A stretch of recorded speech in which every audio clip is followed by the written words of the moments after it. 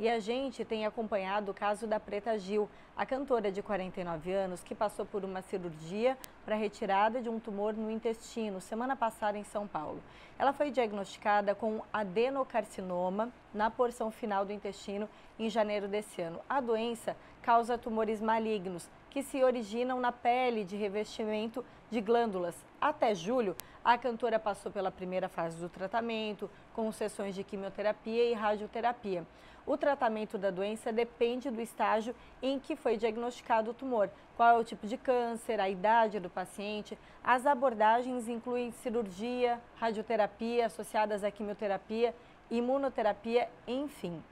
Bom, dados mais recentes do Atlas da mortalidade por câncer do INCA, o Instituto Nacional do Câncer, em 2020, mostram que foram registradas 20.245 mortes por câncer no intestino no Brasil, sendo quase 9.900 homens e pouco mais de 10.350 mulheres. Para a gente saber mais sobre câncer de intestino, como é a cirurgia, eu recebo hoje o médico coloproctologista, cirurgião também do aparelho digestivo, o doutor André Marcelo Covara Matana. Boa tarde. Boa tarde, tudo bem? Bem-vindo, doutor André. Para a gente falar desse assunto que está mais agora na mídia, né, em razão da artista, mas que, claro, pode atingir muitas pessoas. Como que a gente pode perceber algum sinal de um câncer no intestino? A gente tem essa possibilidade? Então, tem. A gente deve lembrar primeiramente que o câncer de intestino, na grande maioria das vezes, muitas vezes ele é totalmente assintomático.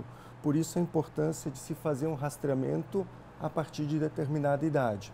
Porque muitas vezes você não percebe que tem um tumor, mas ele está lá, ele está crescendo, está se desenvolvendo. Ou até mesmo o indivíduo tem um pólipo, e um pólipo já com potencial para malignidade. Esse é o primeiro ponto. Dentre os sintomas, eu acho mais importantes são a alteração do hábito intestinal. Como o meu intestino sempre funcionou, eu ia uma vez por dia no banheiro, duas, uma vez a cada 2 dias e de repente ele muda. Passa aí 3 vezes ao dia, passa aí 2 vezes por semana só. Quer dizer, ele mudou. Eu não mudei de trabalho, não mudei minha dieta, meu intestino mudou. Esse é um aspecto importante, um alerta. Outras situações pode acontecer isso também. Sangue, a presença de sangue, né?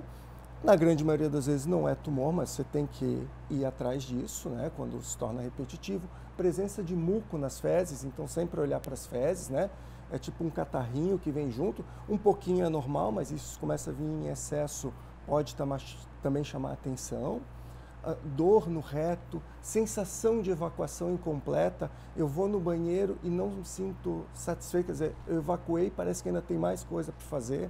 Então, esses são os principais sintomas, ainda existem outros, né? Na urina também a gente consegue observar alguma coisa ou não Muito tem difícil. relação? Às vezes um tumor avançado que chega ali pertinho da bexiga pode dar uma sensação também de vontade de urinar, de bexiga cheia, isso pode acontecer. Agora, a gente, claro, tendo hábitos saudáveis, ajuda a prevenir, mas o diagnóstico precoce é sempre o mais indicado. Então, a realização de exames é indicada quando? Quando eu tenho algum familiar que já teve um histórico, chega uma determinada idade, eu devo fazer exames de rotina, como que é? Então, para a população em geral, sem fatores de risco, a partir hoje dos 45 anos. Era a partir dos 50, agora passou a ser a partir dos 45 anos. Né? A indicação para a primeira colonoscopia, que é um exame endoscópico, uma endoscopia que vai lá por baixo, entra por baixo, percorre todo o intestino grosso e às vezes ainda alcança um pedacinho do intestino fino. Através desse exame a gente consegue detectar várias doenças do intestino grosso, principalmente a presença dos pólipos, que podem ter potencial maligno, e o próprio câncer de intestino. Doença diverticular também, doenças inflamatórias do intestino, né? Identificado que tem algo, pólipos ou já um câncer instalado ali, quais são as possibilidades de tratamento? Então, já no próprio momento da endoscopia, da colonoscopia, existe a possibilidade de se ressecar, se retirar aquele pólipo com potencial maligno. E aí está resolvido o problema.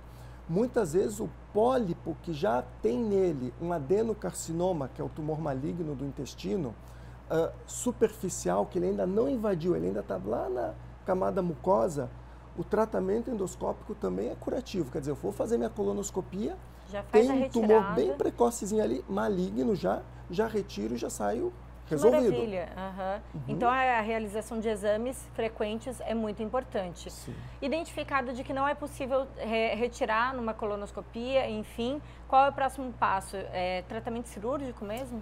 Geralmente é o tratamento cirúrgico, né? O tratamento cirúrgico ainda é o tratamento curativo e aí vai depender do local desse tumor, se ele é do reto, que é a porção mais final do intestino, ou se ele está numa outra posição, no lado direito, no cólon transverso, no lado esquerdo, mas não no reto, né? Isso muda completamente. O tumor do reto, na grande maioria das vezes, esse mais avançado, existe a necessidade de fazer algo que chama neoadjuvância, que é uma quimioterapia com radioterapia pré-operatório, para tentar reduzir ele e em seguida operar. Em alguns casos, não é o habitual. Pode-se alcançar a cura só com a rádio e com a quimioterapia, tá? Mas isso ainda está em estudo, não sei. O tratamento mesmo ainda é o cirúrgico. Em outras porções do intestino, a cirurgia, na grande maioria das vezes, é o tratamento curativo. Depois da cirurgia, quando se avalia aquele pedaço do intestino que saiu, se avalia a profundidade do tumor, se existem aquelas ínguas, aquelas glândulazinhas que, né, comprometidos, são os linfonodos, se estiverem comprometidos, ainda existe a necessidade de quimioterapia após. Entendi. Doutora, a gente nem abriu para pergunta, mas o nosso público está aí, está ligado e está mandando pergunta, então vamos ver o que estão mandando para a gente de pergunta. Edete Ana manda, boa tarde, Vanessa e doutor, pergunta, outro dia fiz um exame e deu diverticulite, isso é grave? Muito grata. Edete, obrigada pela participação. Doutor, pergunta do público chegando aí. Então, na realidade, provavelmente apresentou divertículos, né? Que são aquelas bolsinhas que se formam no intestino. Quando elas inflamam, você pode ter uma diverticulite. Em algumas situações, sim, essa diverticulite pode ser grave, mas não é na maioria dos casos. A maior parte dos pacientes que têm divertículos não vão ter diverticulite nunca, e na maioria das vezes, a grande maioria que tiver diverticulite também não vai precisar de tratamento cirúrgico, vai ser tranquilo e tratado clinicamente no consultório. Maravilha. Tem mais pergunta, doutor? Quem manda pra gente? João Augusto. Quando o câncer no intestino está avançado, tem cura? Acho que era bem, a gente estava avançando para essa conversa, né, doutor? Da possibilidade de retirar os pólipos já no exame, depois fazer um tratamento aí combinado, quimioterapia, rádio, dependendo. E aí, quando já tem um estado avançado, o que que faz? Então, tem cura. Tem cura. O câncer de intestino, ele evoluiu muito dos anos 80 até os dias de hoje, né? Tanto do ponto de vista da cirurgia, do ponto de vista técnico, quanto de tratamento adjuvante, né? Adjuvante que é a quimioterapia, a radioterapia. Mesmo tumor de intestino já disseminado, não é só o avançado, disseminado, já mandou metástase, sementinhas lá para o fígado, para o pulmão, ele ainda tem uma chance de cura, sim. Que bom, isso anima muitas pessoas a buscarem o exame e buscarem esse tratamento também, né? Como que é a recuperação pós uma cirurgia como essa, doutor?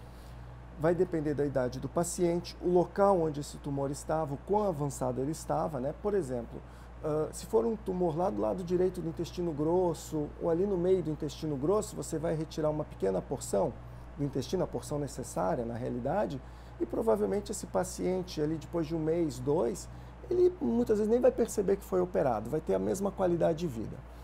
Quando a cirurgia é lá no reto e você tem que tirar todo o reto, mesmo que não tire o ânus, consiga fazer a reconstrução, a costurinha ali perto do ânus, existe uma alteração de qualidade de vida, né? O reto ele é importante para a evacuação. Mas assim, com o tempo as pessoas acabam se habituando com dieta, treinamentos específicos e acabam tendo uma qualidade de vida muito boa. Esse tempo vai variar de pessoa para pessoa e de caso para caso. Maravilha, doutor, muito obrigada pelos esclarecimentos. Acho que a gente teve aí uma ótima contribuição para observar realmente sintomas que podem aparecer, né? Desconfiar sempre e buscar ajuda, né? Obrigada, doutor, pela presença. Muito obrigado, tá? Até. Boa tarde para todos. A gente conversou então com o doutor André Marcelo Covara Matana, que é coloproctologista e cirurgião do aparelho digestivo.